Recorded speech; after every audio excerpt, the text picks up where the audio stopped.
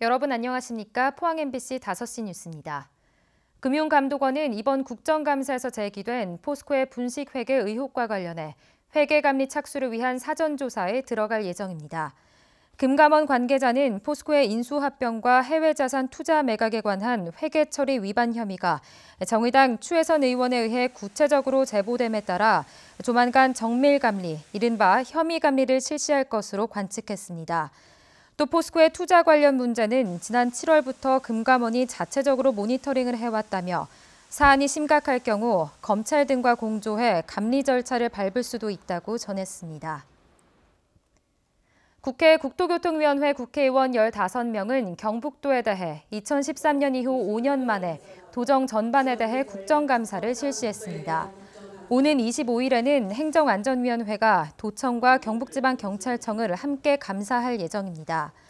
경상북도는 이번 국감을 지역 현안 해결의 기회로 보고 포항 삼척간 동해 중부선, 중앙선 안동 영천 간 복선 전철 등 열악한 SOC와 대구 통합공합 이전, 흥해 특별재생 등의 지원을 적극 부각한다는 계획입니다.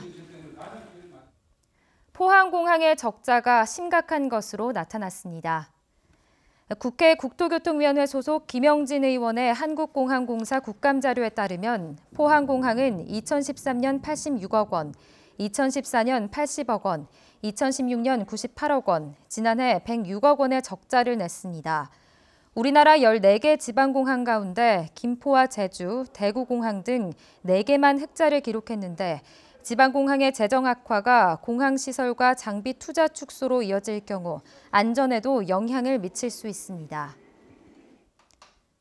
하도급 업체가 원사업자의 보복 행위를 신고해도 처벌받은 경우는 없었던 것으로 나타났습니다.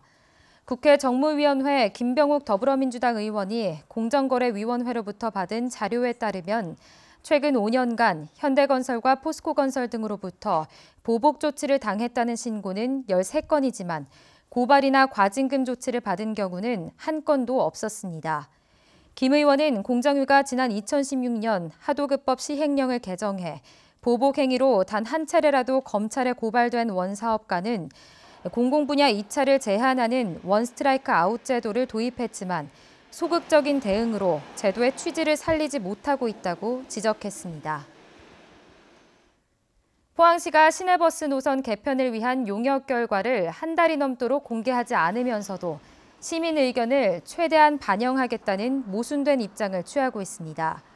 포항시는 지난해 5월 시작한 용역을 지난 9월 중순 제출받아 오늘 시의회 보고와 다음 달까지 읍면동 순회 설명회를 갖고 미비점을 보완해 내년 7월쯤 전면 개편할 방침입니다. 포항시는 주민 의견을 최대한 반영해 미비점을 보완한다는 방침이지만 시의회 보고를 하지 않았다는 이유로 용역 결과를 한 달 넘도록 공개하지 않아 시민들은 정보를 알 수가 없습니다. 포항시는 무허가 축산농가의 적법화 이행 기간을 1년 연장했습니다. 이에 따라 포항 지역 460여 축산농가는 정부 지침에 따라 내년 9월 28일까지 위법 건축물을 적법화해야 합니다.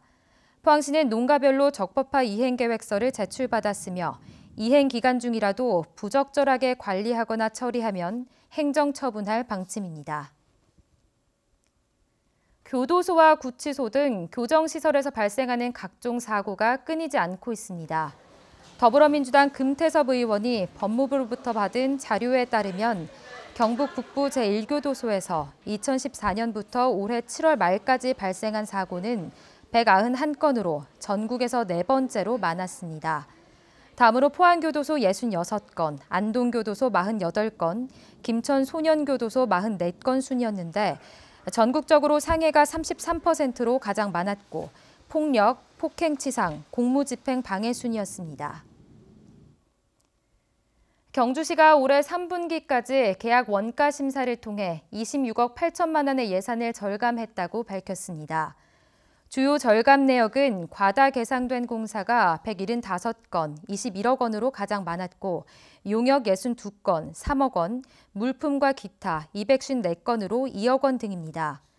경주시는 계약 원가 심사를 통해 절감된 예산을 지역 경제 활성화에 재투자해 효율적인 예산 운용과 부족한 지방재정 확보에 기여하고 있다고 밝혔습니다.